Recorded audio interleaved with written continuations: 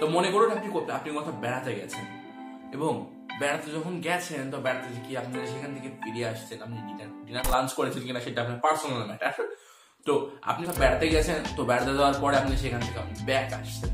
তো ব্যাক আসার সময় আপনি অবভিয়াসলি যদি আপনার মোবাইল থাকে, স্মার্টফোন, তো আপনার স্মার্টফোন আপনার বাড়িতে ফোন করলো, মা অথবা বাবা বউ কারো কাছে না, বাড়িতে আপনার অ্যাকচুয়ালি যে ঘরটা আছে, অবভিয়াসলি আপনার সেই ঘরটার কাছে আপনাকে রিং করে বললো, হ্যালো বাড়ি, বস বাড়িতে আসছেন। বস মানে অবভিয়াসলি আপনি বস, এবং আপনি আপনার রুমে আসছেন।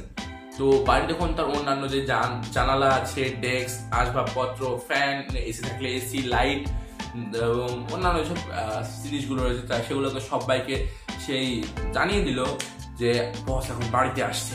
তো তারা কি করলো, তারা বাইরে একজন বসে আছে টেম্পারেচার মাপার জন্য।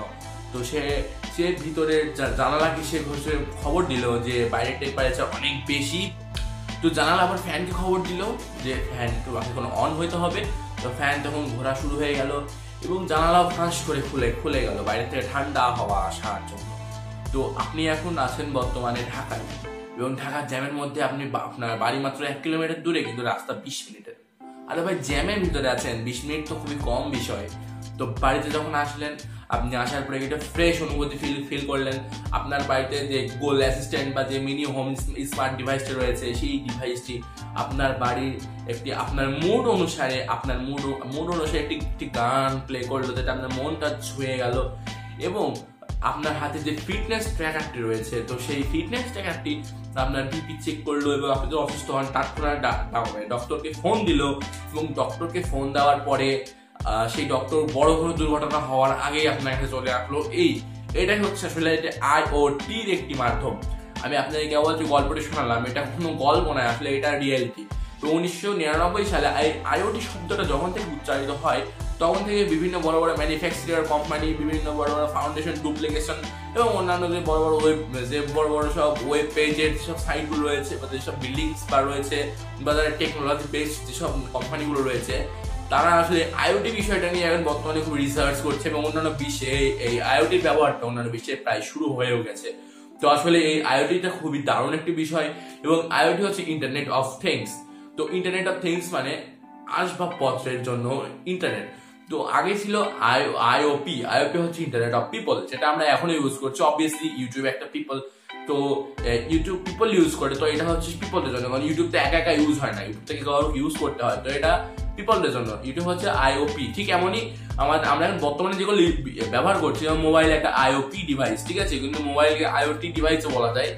এরকম কিছু ডিভাইস আছে যেগুলো আইওপি সমৃদ্ধ ডিভাইসগুলো মানুষের উন্নতি সাধন করে, কিন্তু কোন উপকারে আসে না, ওটা বরং সবচেয়ে বেশি অপকারী হয়। কারণ মোবাইলের কারণে আপনি না বললে অবশ্যই আপনার বাবা মা আপনাকে বলবে যে মোবাইলের জন্য তোর পড়াশোনার অপকার হচ্ছে, কিন্তু আইওটি যে ডিভাইসগুলো রয়েছে, সেই ডিভাইসগুলোর মাধ্যমে আপনার জীবনে শান্তি আসবে। শান্তি কিরকম? মনে করুন আপনি যখন যে গল্পটা বললাম, সেটা এখন ভালো করে মনে করার চেষ্টা করুন। যে আপনি যখন বাড়িতে আসছেন, তো বাড়িতে আসার সময় আপনার মোবাইলটি আপনার বাড়ির যে মেইনটি রয়েছে, মনে করুন আপনার বাড়ির দরজা আপনার মেইন, সেই দরজাকে ফোন করার জন্য আমাদের কি দরকার? তো প্রথমে যদি বলি যে তারা কথা বলবে কি করে, কারণ মানুষ তারা এখনো অতটা তো স্পেশাল নয় যে তারা যন্ত্রপাতির ভাষা বুঝবে। তো তারা কি করবে? তো তারা এখন সমৃদ্ধভাবে তারা একটি কানেকশন করবে তাদের ভিতরে, এবং এই কানেকশনের জন্য কি লাগবে? ইন্টারনেট। এবং ইন্টারনেট হলেই হবে না, তাদের কথা বলার জন্য বা তাদের অনুভূতিটি ফিল করানোর জন্য একটি ডিভাইস প্রয়োজন। যেটা আপনারা শুনলেন যে বাইরে একজন বসে আছে, একজন বলে ভুল হবে, মানে বাইরে একটি বস্তু বসে আছে যে আপনার বাইরের তাপমাত্রা মেপে ভিতরে জানালাটা জানালো, তো এবং জানালাটি খুলে দিল। তো সেই বস্তুটির মধ্যে একটি সেন্সর দেওয়া হয়েছে। অবশ্য এখন আমরা সেন্সর বলতে বুঝবেন না, বাংলায় বললে কি বোঝায়? অনুভূতি। তো অনুভূতির একটি সেন্সর, আপনি যেমন ফোনে শুয়েছেন proximity sensor, temperature sensor, gyro sensor, সেন্সরগুলো রয়েছে, সেই সেন্সরগুলো আসলে এই বিভিন্ন ধরনের পরিস্থিতিতে কাজ করে। তো জানালাটা তখন খুলে গেল, জানালাটা কি করে খুললো? মেকানিজম। এবং এগুলোর মধ্যে যে তারা যে কথা বলছে, মানুষ তো এই কথাগুলো এখনো বুঝতে পারেনি, কারণ মানুষ এখনো এতটা এক্সপার্ট নয়। আমি এখনো অতটা এক্সপার্ট নই বিষয়টা নিয়ে, এবং দুনিয়া তো এখনো এরকম এক্সপার্ট কেউ হয়নি, হইতে পারে 3000 সালের দিকে কেউ এক্সপার্ট। তো এই যে একটি কানেকশন রয়েছে তাদের এই কথা বলা, তো এই কথা বলার জন্য তাদেরকে একটি কি দিতে হবে? তাদের একটি টুলস দিতে হবে, এবং এই টুলসটা হচ্ছে সফটওয়্যার।